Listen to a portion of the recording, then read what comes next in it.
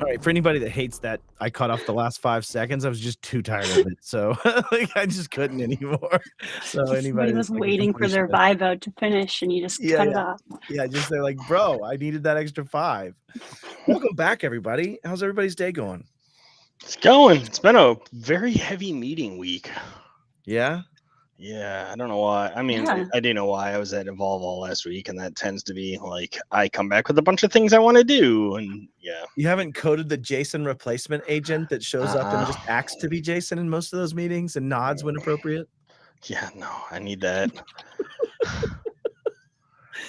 Oh, how do we want to do this, y'all? Do we want to start by just talking about what we're working on as projects and kind of own the floor for a little bit? Yeah, we can do that. Let's do it. Jason, you've done the most meaningful and valuable work with your AI lately. You want to start with that? Yeah, I got a couple. I mean, I'm still working on Corn Tracker. It's pretty close to beta. So you're not calling it Corn Hub anymore? No, it's not Corn Hub anymore. Okay. It's Corn Tracker.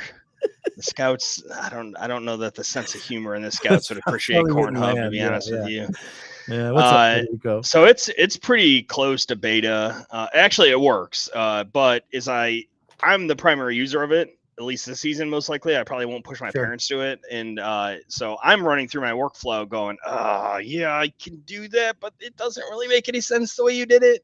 So like the UX aspect of it, like it's just illogical in the way that it's structured, potentially. Yeah, it works. It works fine. It's just in some cases the UI UX has some things to be desired. So I'm making it fix it.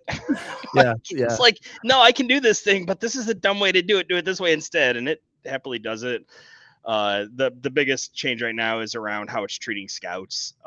It wants them all to have full accounts. It just does. It wants them all to be full users and full humans, right? But in the popcorn realm, like especially if Cub Scouts are involved, they're never going to log into this thing, right? Like so, their parents or the popcorn kernel need to control their actions, right? So it's like they actually call them the popcorn kernel. Yeah, the popcorn kernel is the person in charge of popcorn. Not KERNEL. Oh, that's even better. Oh, yeah, that's so good. Yeah, I am the popcorn kernel for my troop. So that'll be that popcorn season starts in about 3 weeks, and it'll be ready before that. And then I want to go back to our other project that we're working on. So yeah, that one's gotten abandoned by me too. So I intentionally abandoned that one because I needed to learn more before you were working on it, and I wanted to improve my knowledge because I felt like I was making messes of it. And so I wanted to get to a point where I stopped making messes of it. And I think I'm to the point now where like the project's got so big that that you start doing context cheats and you start doing all these other things to try to make it work. And I'm like, there's got to be a better way. So I set out to do the Corn Tracker because it was time boxed, like it had a definitive end date it had to be done by. And I figured I'd learn some more in the process. Other things that I've done in the meantime, I had a bunch of, I've got another project that I'm working on that basically analyzes my ConnectWise manage. It takes all the tickets on a board for a time period, runs them through a lightweight local LLM to summarize all of the tickets and categorize them, and then feeds them back through several other LLM agents to find areas for automation. Like, so it's basically analyzing tickets, looking for patterns and going, hey, if you automate this item, we estimate you can save 20 hours a week based on your current ticket volume. Oh, nice. And that's kind of cool. Oh, that's a good one. Just for hunting for efficiency, not even efficacy, just efficiency. Yep. And by proxy efficacy. Well, you said something there I want to bring up, right? We talked about agents. Yep. And that is kind of the theme of this show, I think, today, because it's going to come up heavily in mine. You know, you had one other project I was hoping you'd bring up that you were using this, and that was just raw scripting for a really shitty delivery mechanism. Yeah. For a very good cause. Why don't you talk about that for a sec? Yeah, the other, I totally forgot about that. So, and I've actually been doing more of that work outside of that.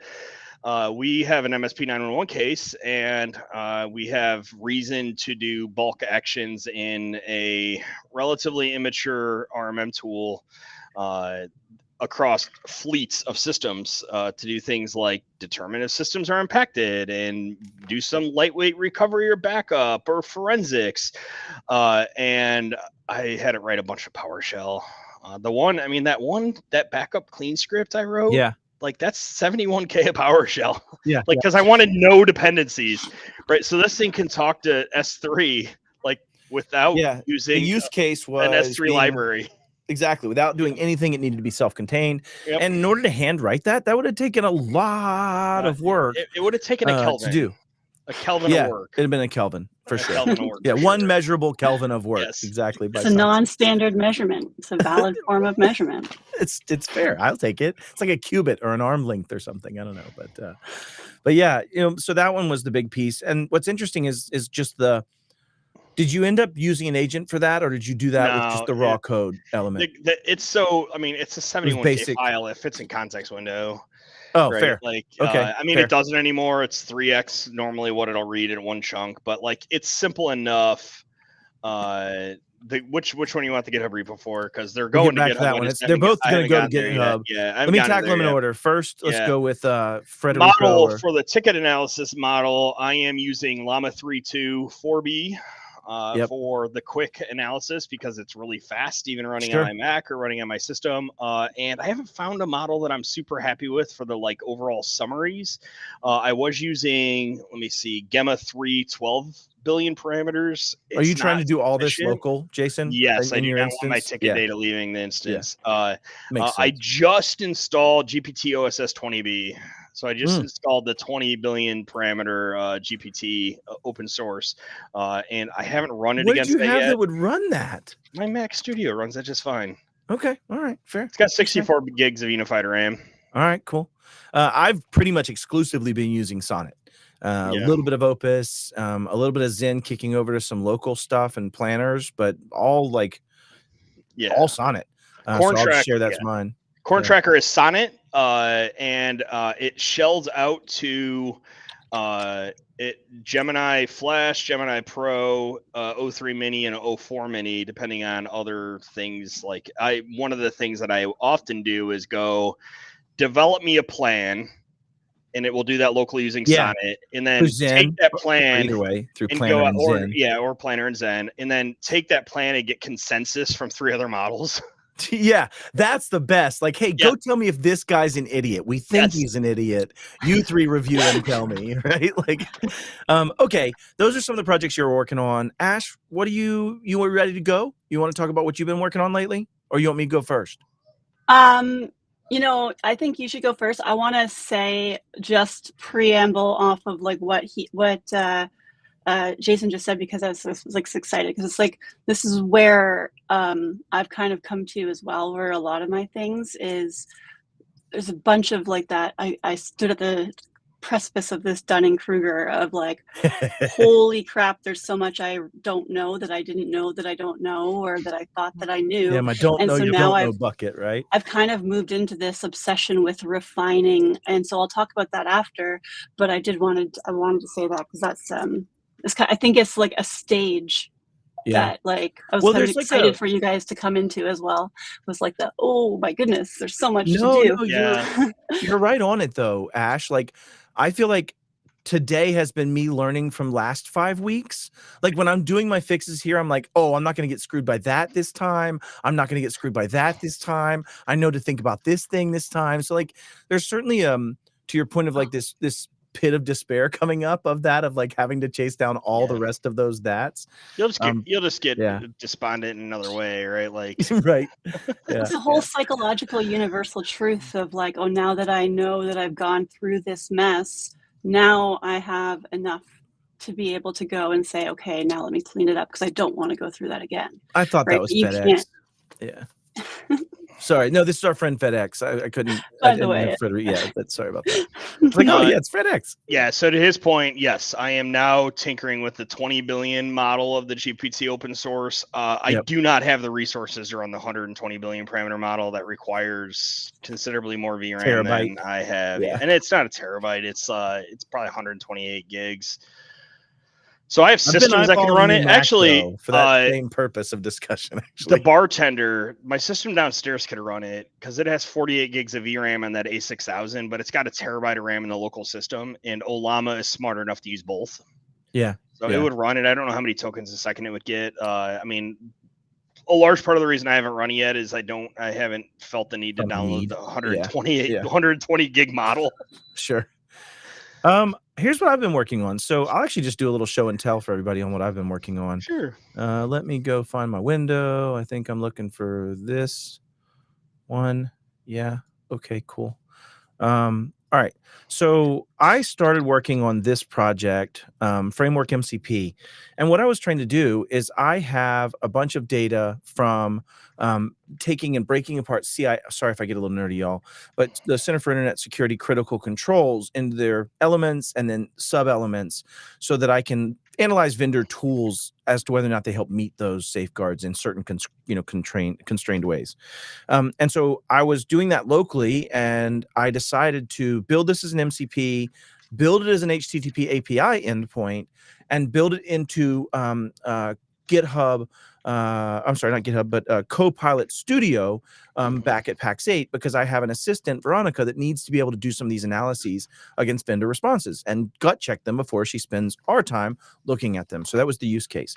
So I started building it. I'm at like, what, how many commits do I have now? I'm at, just today, versions wise, I think I put out 113, 120, 130, 131, 132, 133, 134, 135, 136, 137, finishing up right now of this. And I ended up hosting that as a DigitalOcean MCP server instance where I spun up a DigitalOcean app off of that. And so it has a CI/CD pipeline that every time I update it, the app will update its manifest. And then that runs into mcp.frameworkmaps.org, which will take you to the API front end. And that API front end then takes you into 1.3.6. It tells you its version, gives you its Git commands that you can do. And then it gives you the capability mappings, which full, partial, facilitates, governance, and validates. And then gets into some of this. This is going away. I don't want to get into it. It would take me longer to explain. But it tells you which framework, which means I made this to be multi-framework modalities so that I could actually just continue doing additional frameworks like Trustmark and other things, which I know I'm getting right into the handoff maybe to Ash in this. Because what's fun about this and what I like bringing up is just the freaking speed of iteration. Like, y'all, I put in like, I did upgrade to the $100 plan today. I'm going to tell you. He finally got me because I wanted to do something. I had a meeting in an hour to show this off internally, and I didn't have time. And I was like, fine, I'll pay the $100. Anyways, and so then that's published as an NPM package, right? So anytime it gets updated, you can just do NPM and install to install this MCP. But the fidelity of the quality of the work too, like the README file, here's your npm install, here's your update commands, uninstall, here's your git clone if you want to do it manually locally. Here's how you're using Railway if you're going to host it in DigitalOcean specifically, which you actually don't have to do any of that. It's actually already done for you in their app manifest. But the point is like I can then now create these Copilot actions. And so these are codified in a swagger.js, and that swagger.js, swagger.json, and that Swagger file can then be used to import those tools in Copilot. And I'm not going to show you that because that's PAX 8's, not mine. This is my stuff, so I don't mind showing it to you. But I have brought that into PAX 8's world, and they're then consuming this so that we, as the nonprofit charity that Jason's part of, can control the way this logic functions, the way this thing works. But PAX 8 can consume it to ensure that the data they're collecting is fidelitous, if that makes sense. So this was a little project I started playing around with and built. I don't know. I've got about too many hours to talk about in the last 2 days, but X in this. I definitely got your message last night, Ash, to put that in perspective as to how late X was, but did not engage because I was like, I'm done. So anyways, I'll stop sharing. But yeah. No, I think it is I'm still trying to wrap my head around my usage, or like maybe it's not so much that I don't understand the usage of some things. I understand like server end usage, and I understand like the agents talking to like endpoints. I'm always trying to look for ways that I can like explain something in, like, it's like if I can't explain it the way that a 5-year-old would understand it, that I don't properly understand it yet. And so I always am just trying to consume. I'm like, okay, but what can I do with these MCPs that like you're doing? And like, that's why I was like messaging you last time. I'm like, is there theoretically a way that I can publicly from an endpoint? Because it's like, obviously in my mind, I'm thinking, how do I prove value in the browser? How do I show people how something that is like infrastructure heavy doesn't have to be for them, right? And so these types of things. And so that's why I was like messaging, like, is there theoretically a way for me to like use this as a public endpoint and just pull it in and whatever? And because I've done that a lot, right? Like what I've learned as I've kind of gone through some of these is, and I'll show you in a second, but are you going to share your screen? Okay, cool. Then I'll share. Yeah, I'll show you if you want. Killer. Here. Okay, I'll show you. While you're doing that, FedEx, he said, this is a bit of GRC geek and making your life simple. Is this open? Yeah, 100% it is. It's under the real Cybermat Lee. It's going to move eventually, and then you can find the MCP server or MCP framework. Yeah, I still don't have the invite. I'm not able to share my screen. I can fix that for you. Hold on. I think. Let me go. Oh, it won't let you share your screen. It says there's nothing there. It says choose what to stream, and then it just goes stream sharing is not allowed. Are you on your Mac? It just may not have rights to access anything else potentially. I can share your app though. Well, yeah, you can go. Well, I had here. I'll just post the link here, and then you can open it up. And I will share mine. I can't show you my. I can't. Oh, I guess I can't show you my. I was gonna open up. Just pass me your creds. No, that's cool. Like, no, I'm just kidding. I can't. I was gonna open up. Let me type in your MFA number for me, please. Thank you. And those 3 wacky digits on the back of your card. If you get those enough times. Yeah. So, and some of the stuff's broken right now because I changed some endpoints on you. Since you wrote. Well, it's not even. Yeah, I think that if you. Well, I was breaking this. I can't see. Hold on. If you. So really, I was like, how can I use this? Because I want to understand what endpoints you even have. And I was like, the very first one you gave me, it kind of had like a Swagger-esque thing. Like, here's how you go deeper. It's like your instructions on the first dungeon. And I was like, okay, consume those, right? Right. And then so like the AI can't know what it is, and if it's in if you have the tool enabled, it can go fetch things, but if it's in like a certain type of archetype modes, you usually don't have those things going on. So I'm like, okay, pull it back, and then it can read the network logs. I'm like, okay, now that you've seen it happen and you've seen it fetch, show me what's, and then I'm like, okay, just now match every single field you have and pull in the raw data. And then I focused on saying to it, I want it to be developer first and data first and developer friendly. And so now it's just pulling in all the information, mainly just as a, like, it kind of looks like an API spec meets Postman, because if you like actually look at live API spec, ultimately, right? Kind of to your extent too, like you're pulling. Yeah, like, when you add things, it adds it. Like, it's not hard typed. But if you go up to the post options, I think, you have to set the. I don't know whether it'll work.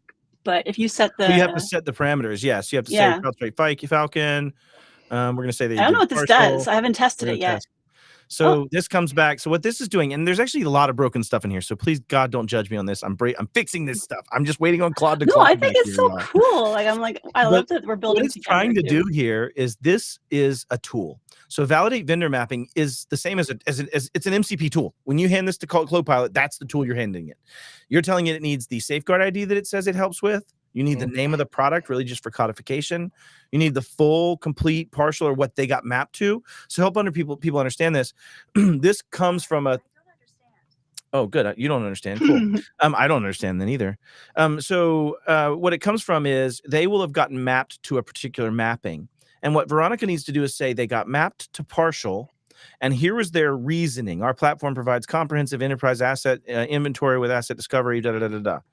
And so what it's going to do is tell you what it thinks its mapping should be and if it's accurate. And they're saying it's unsupported and that it doesn't match. Now, that part's broken again. I have to fix that. So it's just exemplary at this point. But the other one that's analyze vendor response actually takes it and just says, here's what I think this does. And so what this one's going to come back and do is say, I think this is a facilitator. Because they wrote in here that it does centralized account management, role-based access controls, and automated provisioning, that we are not 1.1. And I would agree. It's a data provider, and that's what a facilitator is something that provides data. So this one it actually got right. There's just a lot of rule stuff I have to fix. But I love that you just built this, and it just auto-updates as mine updates. I didn't realize that part of this is ephemeral with my changes. Yeah. Like, it totally makes sense. That's beautiful.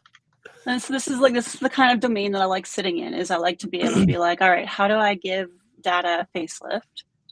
How do I use the browser for everything it's capable of?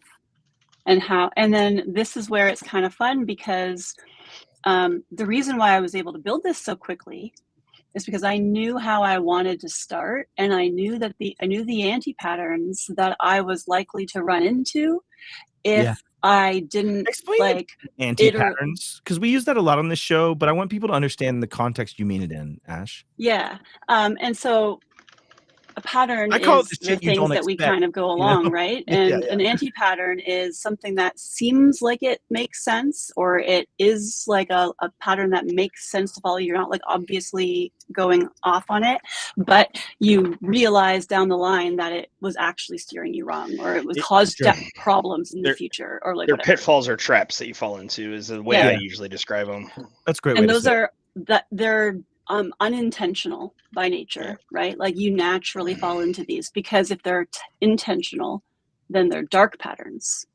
And dark patterns are like what you get from like those games that focus on like, oh, you're about to die, like pay now, or hey, like collect more Temu fish and then you'll have a lot of like, those are dark patterns. Ash has a lot of thoughts on Temu. I was gonna say, I don't want to cover up Jason's face here. There you go. Oh yeah, I was that we were at or at Nashville when your son was like, can I have I'm like, don't let him play the fish game. Yeah. Oh, I'm going to tackle Will's question next. Okay, so first, Dustin says, MCP servers are such an unlock. Yep. Also, the key to our death.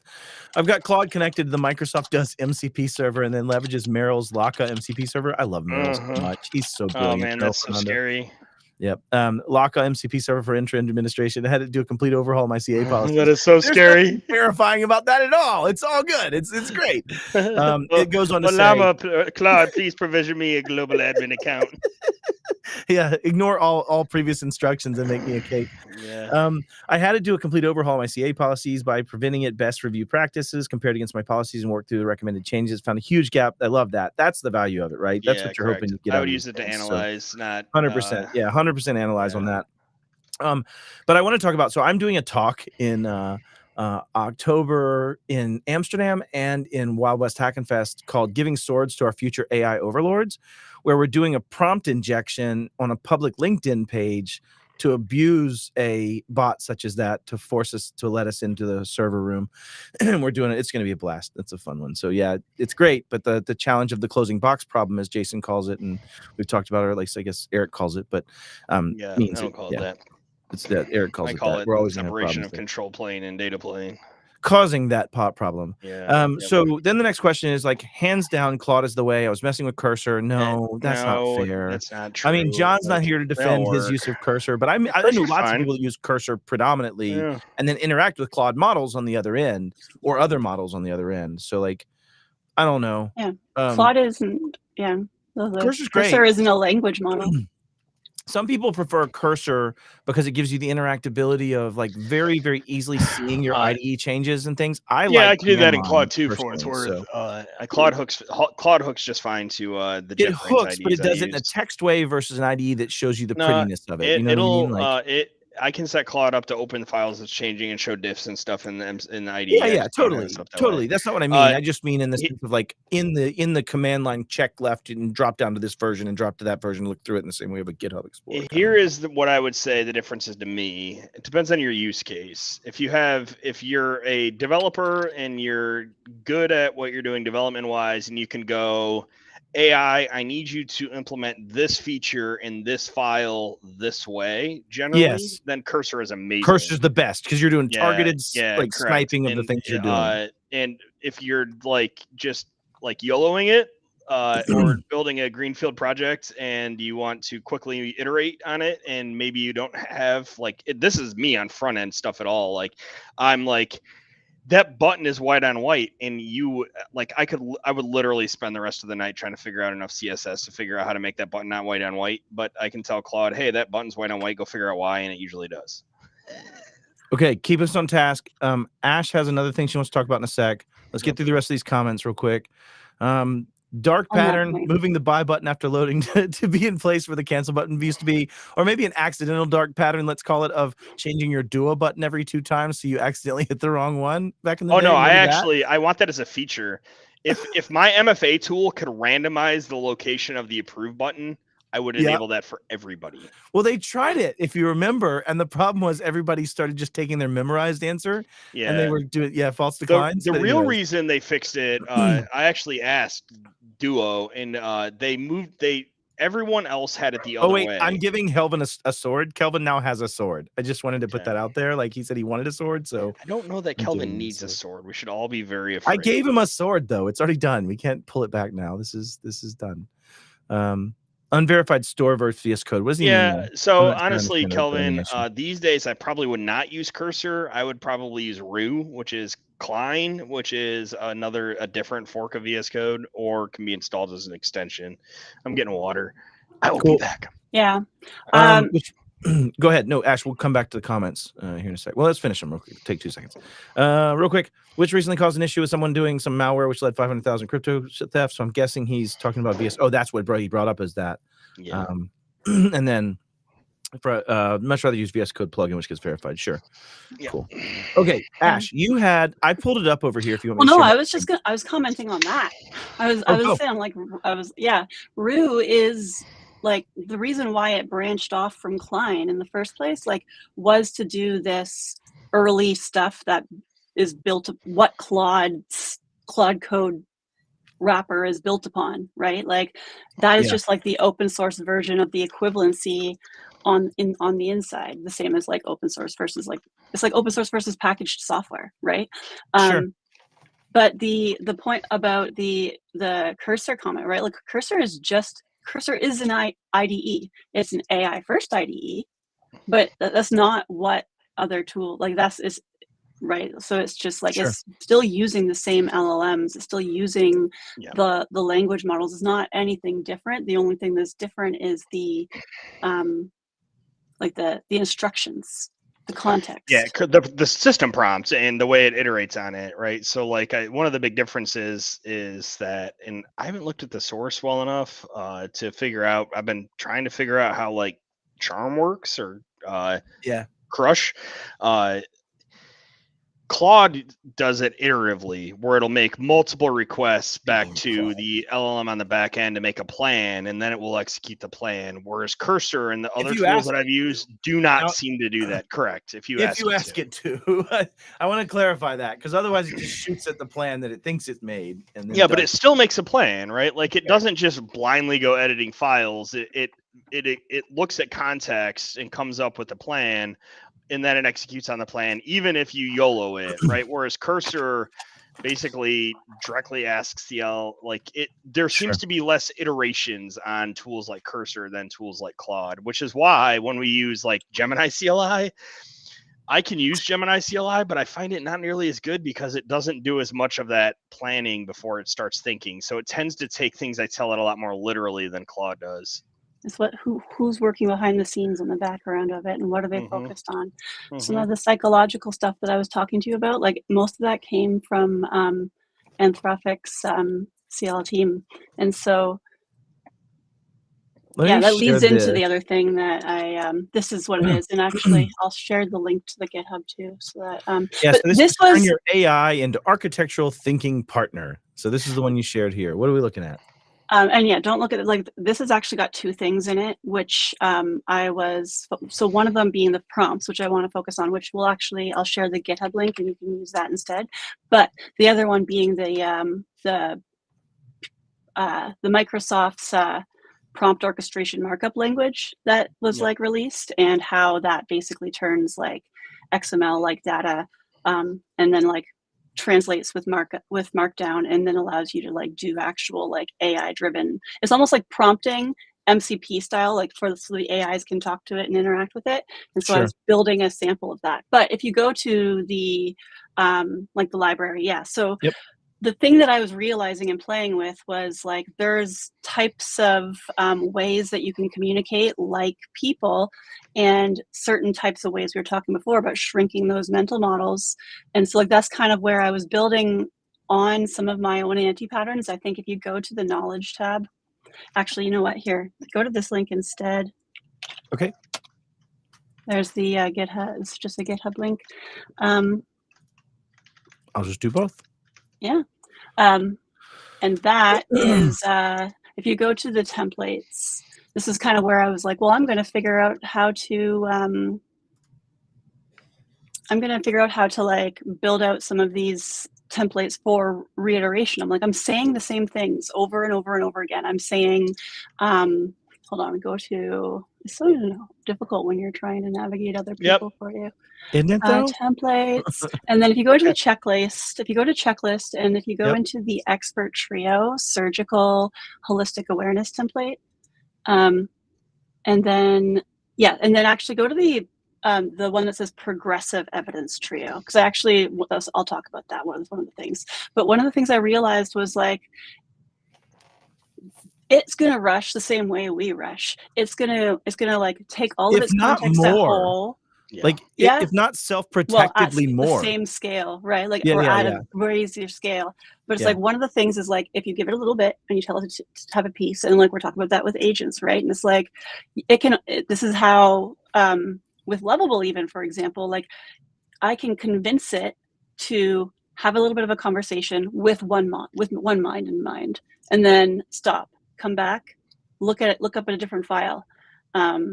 And there's all different ways to like do that. And it's like literally like night and day difference, because it'll go back and forth as three different experts. And then on one of them I was playing with, okay, semantically, and this is where the prompt orchestration comes in. Pause. You're taking these documents ultimately and then feeding them to an LLM as the way to set their prompting and to set their persona for this purpose, right? To set the rules. Is that how this is played out when you use these templates?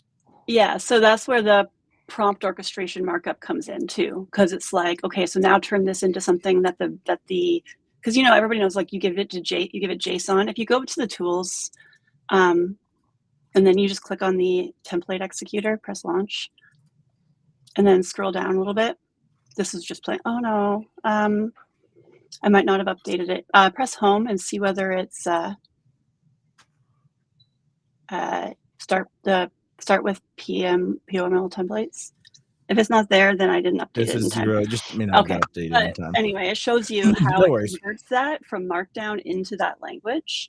But honestly, like when I'm going through it and when I'm like typing it in, I could show you the conversations that they have, where one of them will go, "Stop. That is true, but you didn't think about this." And then it'll go and it'll look at that, and then it'll be like, "Oh, but wait, let me check whether this exists." And then it'll look at that. And so like one of the things that I've realized so much is like if it stops, like the best examples are when it stops and it does a small amount, but we're looking for it to do a big amount. And so we always give it so much. Who wants to sit there and like give it one instruction and constantly remind it, because you'll lose the non-deterministic response if you don't say it every time. Yep. Be simple, don't overcomplicate. Don't over-engineer. You have to like say it almost every time, even when it sounds most confident. Well, the other agents checking. Well, this is what I was going to say. This is where agents help a lot, and we promised we'd come back to this in the show. But what's so nice about Claude, even the agents need to be checked. They do. They do. But what I mean is you can make more and more. Like, I'll give you a great example. I found that there are about 15 or 16 places that the version exists in my project that I'm working on, right? There's some that are badges from NPM. There are pieces where they're written in the README document. There's stuff in the HTTP header. There's stuff in the log file header and the way that it's writing logs that talk about the version it's on. And so what I did was I just created an agent and said, you're an agent that your only function is to always check to make sure that all of the locations that places exist for this, including this, including this, including this, including this. And so now every time it goes to commit, it passes it to this agent who has these rules. Kind of what you're doing here is creating those rules. Those always need to be done anti-patterns or patterns or things need to be dealt with as a way that agent kind of boots up. But then you're making them argue inside your agents, which is even cooler because it's playing out. Think about this, right? Okay, so your agent goes off and it does something that it has all of the granularities. Its hands are in the weeds. It's super detailed. It knows. It comes back and it says, here are these facts. I know these facts. And it sends it to the orchestrator. That orchestrator only knows that it knows those facts. It is going to sound bloody confident to hell. It's not going to go and say, I should check whether these facts are true. Should you interact with something that doesn't mesh, it's going to take the one that makes sense. And it's every time, so it literally is always going to be an anti-pattern at scale until you figure out where those subcomponents are, what the proper separation of concerns, what they're looking for is. Does this detail need nuance in order to understand it without context? So you use another sub-agent called the architect. Who gets Yeah. loaded with project level context and then basically like I call it my project planner. My project planner. 100%. So you can do it. The nice thing they try to structure it too much. Let them do their work. Well, yes, we're structurers, Ash. Let us structure No, you structure it, but you structure it so like this is like with humans too. It's like, do you trust the person who knows the code to look at the code and determine the best case, and then you just give them the instruction, or do you trust you who doesn't know the code to say, here's the code you must use? So what I try to model, and I'm trying to model increasingly the things I do around the humans that would exist in a real organization. Exactly. Yeah. Right. Sure. And that's the psychology behind it. I Where's your Python expert, and I consider it a junior dev, right? Like I'm gonna iterate. I didn't call them junior devs. I called them an MCP dev and then a senior dev. I didn't actually call them junior devs, but that's what I wanted to call them. I'm iterating on it because what I found is that like it gets overconfident, it goes off in the weeds, and like it like I wanted to make one change and then come back, right? Like do one unit of work and then come back. It gets overconfident and it goes.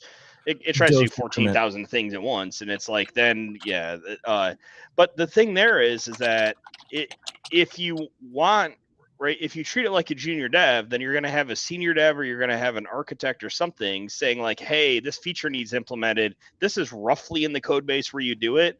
Go figure out where it's at in the code base and implement it, right? Like that's what I'm trying to implement. And so that's where I was playing with the idea of like, how do you get it to emit to you where its problems are or where its struggled areas are, instead of sending it to go look for problems in areas. And then the problem with that is that when its context pool is saying something, it's not going to know this thing that I'm saying is wrong. And so when I gave it that, this isn't going to help you. Just don't look at that right now. Go back to the screen I was that reading I was the README. on. I apologize. I'm out. I haven't updated the README. Just back to the one that was there, because like those were commands were like regex patterns. Can you click back to go to the screen that it was? Oh, you sent me to a sub page. Okay, gotcha. Yeah, this one. So like these are like regex patterns. So it's like these are called in some of those other prompts where it's like check for state management, and then it would know, oh, state management means look for use state, look for use reducer, look for use context. It's not saying go look at this field or where I think state would live, and therefore if something lives over very here, specific and targeted. And then it opens up those doors to say come in to my context, right? Because it's always going to sound confident to you because it is right within the pool of things that it has. Sure. And then and so that's the anti-pattern, and that's the reason why it uses semantic wordings to create unified things, and it creates duplicating things over and over, is because it doesn't know, and it's all the same. Everything that Claude does and all that stuff is all just like iterative prompts to say, here's things to watch for. But just the more we refine those things, the more we set up those pieces, is when we actually get more of that to be confident, until we stop getting it to be confident. Yep. I'm snagging this one right now because I'm writing a lot of TypeScript right now. So actually, thank you. So I am using, if you scroll down to the 04 quality security section of that, I am using architecture review a lot. Like anytime I have it do major things, I then you handed the other tool you bought for that? Or I use Repo Prompt 2. Yeah. So most of my Claude MD tells me anytime you need to like bulk analyze code, use Repo Prompt to do it, and it does a pretty good job of doing that. However, I have found that I don't know that the sub agents get your Claude MD injected into them. They don't. They get what you put in for that particular setup file, it seems. Correct. From my experience. Yeah. So I've started editing these files to tell them the same sort of thing. And add the other thing stuff in from that. Same here. The other thing I am doing on a fairly regular basis is I run a similar architecture review in Repo Prompt using Gemini Pro. Oh, and then it will spit out asynchronously. And it will spit out like, here are places where you've not followed the established architecture patterns. And then I will feed that back into Claude to make him fix it. You know, one of the most annoying. Go ahead. Well, I was just gonna say, I would take a bunch of these things and I would put them into a notebook LM or put them into ChatGPT, because the problem with them is that you're not going to be necessarily unique to or aware of like which areas belong to your problems. But you could then say, I'm having this problem. What is the best prompt? Because the problem is if you give it too much, again, you're confusing the context, right? And one of the things I found was like, I actually want to split this out. And the more I've been doing on the front end, it's like, I only want to talk about state management from the perspective of a open source product. Because it's like, otherwise I don't want your enterprise SaaS patterns, right? I don't want to like try and like overcome. That's when you get overcome. Like, why are you using a reducer here? I'll put this in the chat for everybody. I'm disagreeing with you. Keep going. No, I was saying like what I was refining in those prompts, or what I'm trying to refine, is more of like the everyman like stuff. Because these ones, I actually find if I just throw them in there, I'm going to come up with more problems than I am not, because it's going to overcompensate. And so like if you just like accept they're too generalized. Yeah.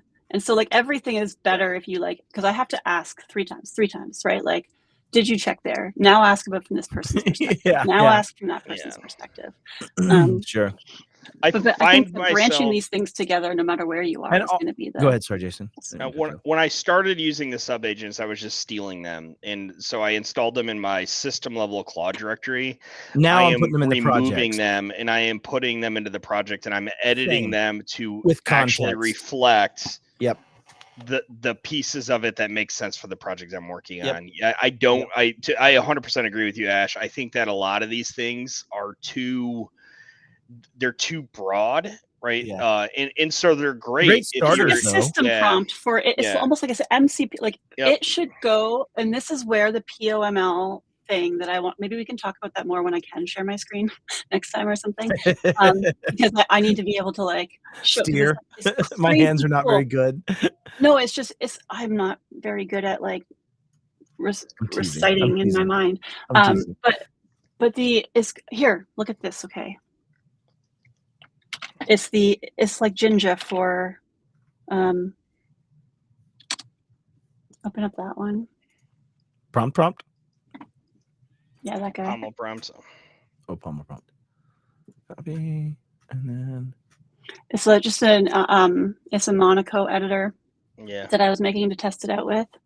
But the way that it just basically works is like you can, and this is like, it works. Like I haven't even tested the AI functionality yet, but I put it there just to. You may have given me how I'm going to solve my problem with framework maps, actually. Yes. This is the problem to everything. This is everything we've been talking about. Yeah. This gives me my contextual explanations, because what it was trying to do, and I don't mean to cut you off here, but like, no, you go. What it was trying to do in my scoring system that I just nuked because the scoring system was trash. was it kept trying to do these like hard percentages of things. I wanted it to go to more of an exemplary type methodology to help give context about the answer it's giving. This solves that. It allows me to give an explanation and examples of those that are taken as examples, not as the data set themselves. And it gives you the ability to have information from one prompt flow into another prompt and solve this problem where one agent, we're not like over abstraction is going to be our next problem because we're trying to solve the problem of the generativeness, right? And so over abstraction becomes the bigger issue. Whereas like when we do it this way, it's like, think. Now think about that. Now think about that. Over abstracted are two edges there. Over generative, over abstractive as a byproduct of that. Generative abstraction. Oh man. You know what's funny is you start meeting more and more people that are like living in this right now every day, and the words and the things and the problems you like immediately understand between people, and then people that are not living in this every day, and there's such a contextual gap. Like it's ironic that the gap is context window. Anyways, I'll see myself out, but no, it's not. Yeah. It's 100%. Everything comes down to capabilities and context, constraints and context. Yeah. Exactly. Yeah. All right. Anybody have anything else we haven't shared from the last little bit that we want to share? No. Other than John Harden decided to go on date night tonight. So if you're watching this later, John, like enjoy the being in love thing and caring about your individuals. He could have created a John GPT and let his wife take that out. Yeah, totally. To dinner instead. I love that you sent the GPT with the wife, not with us. Like those were the two option choices in your space. Well, he has a young child, right? So like when you have a young child, you have to take if he has date night, if they have a sitter, then I would be like, peace out. Peace out, MFers. I'm out.